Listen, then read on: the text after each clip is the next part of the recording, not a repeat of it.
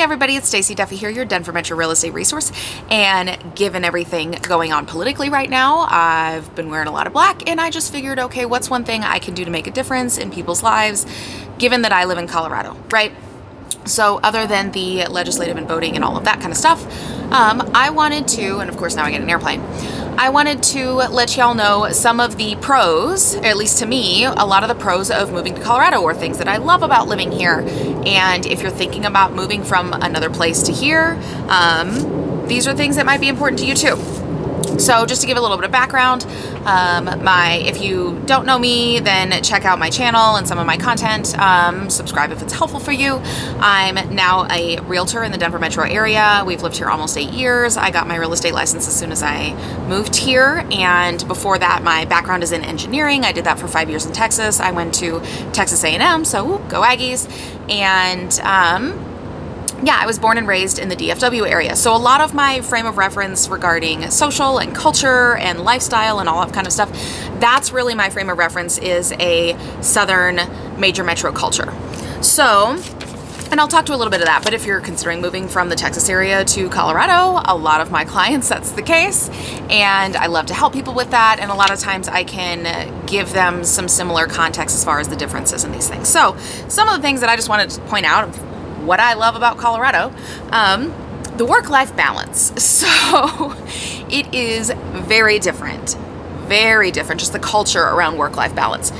And what I usually tell my clients is coming from a major metro area. Do I have a freaking helicopter? Like, I don't know what's going on. It's really loud. I'm sorry. Shiny object. So coming from the major metro area, it was very much a live to work culture. So I had 3 phones at the job that I worked at before because I was in charge of a crew, but I was in middle management essentially.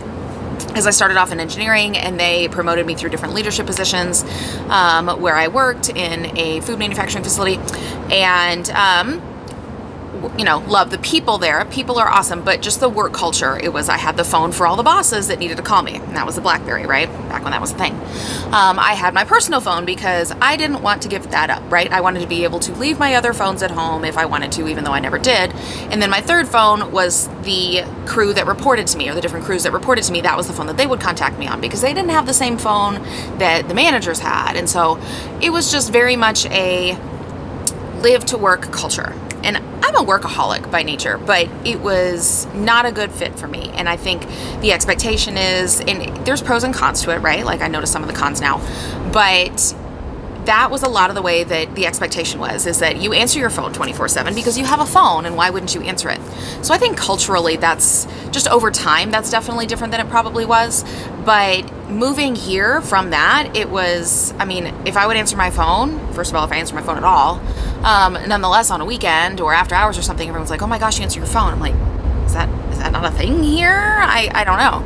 So, and I understand it now, and I'm definitely somewhere more in the middle than I was when I first moved here, of workaholic and boundaries and work-life balance and things like that, especially now that I have kids. But the shock value, that was a big shock to me when I moved here, was the work-life balance it's okay, most people don't work until 5 or 6 o'clock on Friday because it's Friday and the weather's nice and you're either going camping or going to the mountains or going skiing or going somewhere because you're going to spend that time with your family.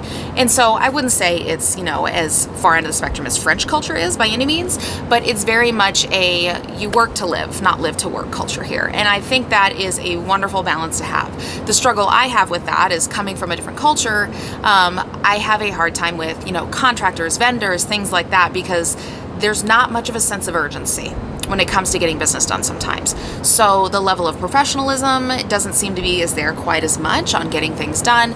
The companies that do take care of business and return calls and, have a nice, good customer service follow-up structure and everything in place are so busy because they have that, and a lot of the others don't and are much more casual about how they take care of things. Because they are so busy, it is very hard to get a lot of things done. So given my line of work of handyman, contractors, painters, plumbers, electricians, remodelers, construction people, or home construction and home updates and remodels. It's a lot of that. It's a struggle to get those things done compared to where I came from. So pros and cons of that, but overall, it's a long way to get around to the work-life balance is much, much, much different. So that's kind of pleasant.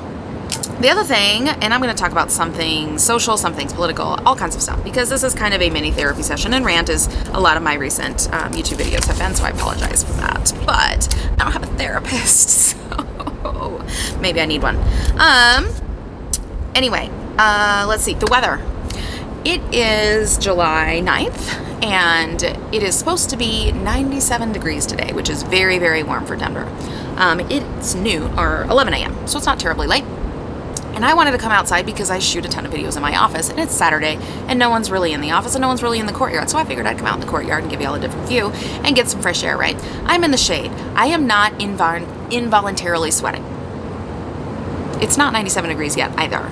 Now in the sun, yes, our warmth is pretty intense compared to other places, but we have a very dry climate, and we have 4 seasons. Now we might have them all in the next 2 hours, which I know it's crazy, and coming from Texas, people say that. I think it's a little bit more extreme swings here, but just not as frequently.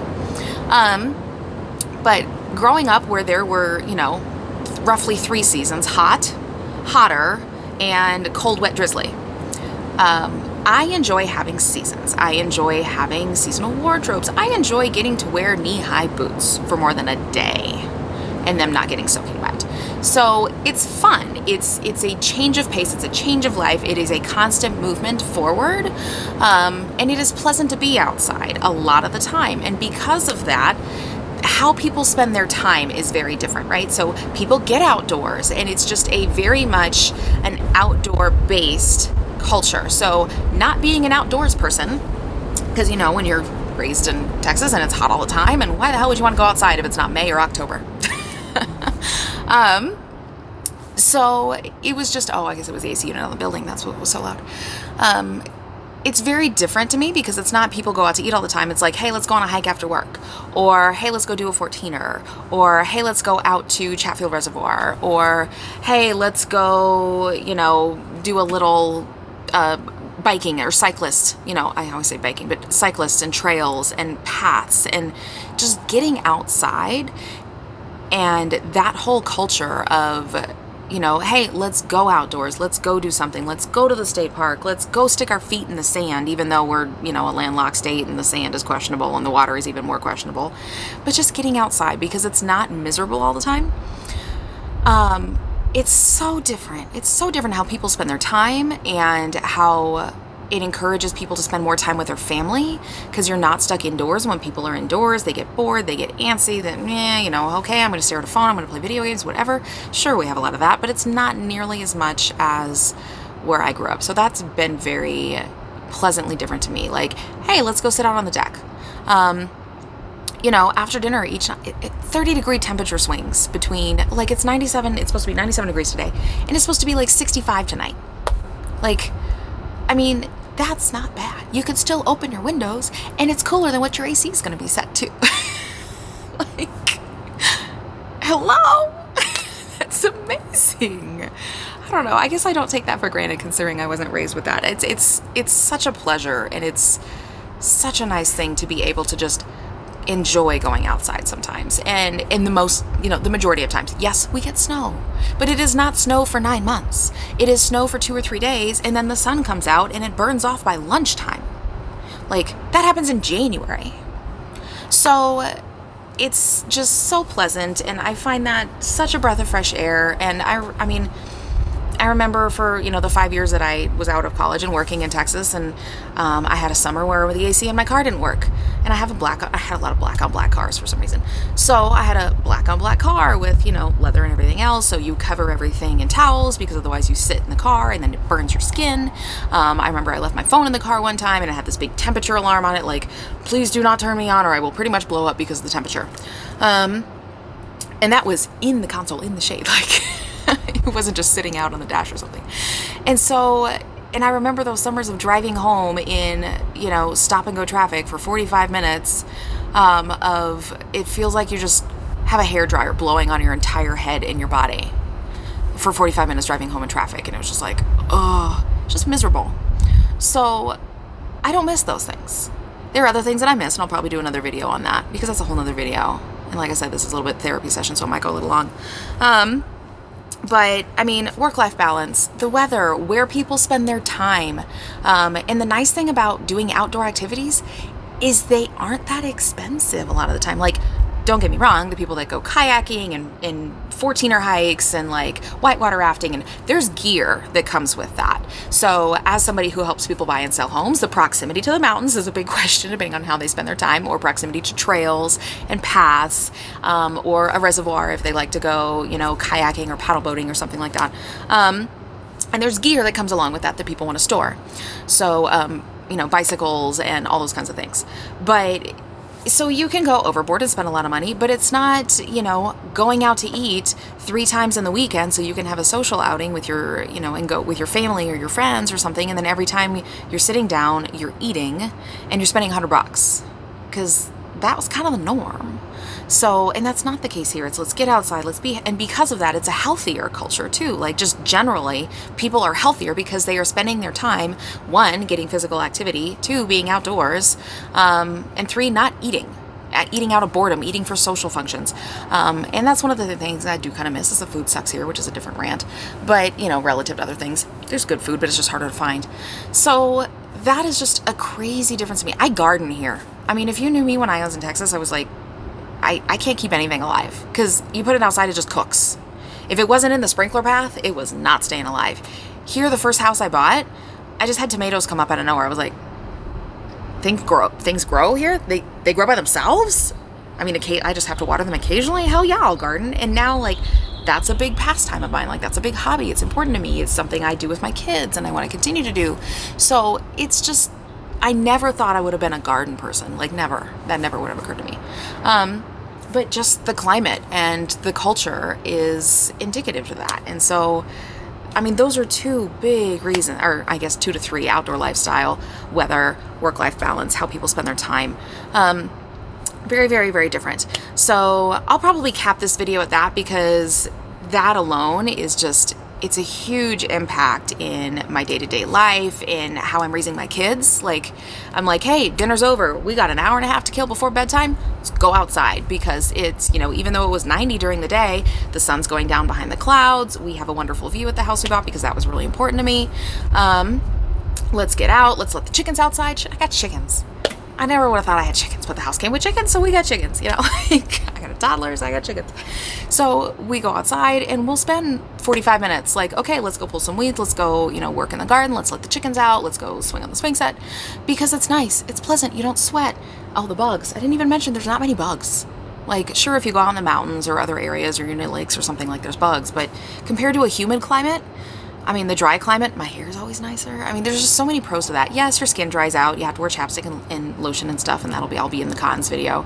But, I spend that time outside with my kids instead of, like, in the winter, then, okay, we'll go turn on a movie. Like, that's our movie time, our family movie time or something. But the weather is so nice. It gives you so many more options of things to do and activities, and a lot of activities that don't cost money. Like, and it's a huge impact on my life. So I think for a lot of people that are considering moving here, those are just a few things I wanted to point out for y'all as far as pros. I'll do another pros video probably on, I don't know, schools, crime, policy, I don't know. There's some of that steering wise I'm not allowed to talk about, but I just like to give my opinion, because I, young professional family, and worked in engineering, and now I work for myself.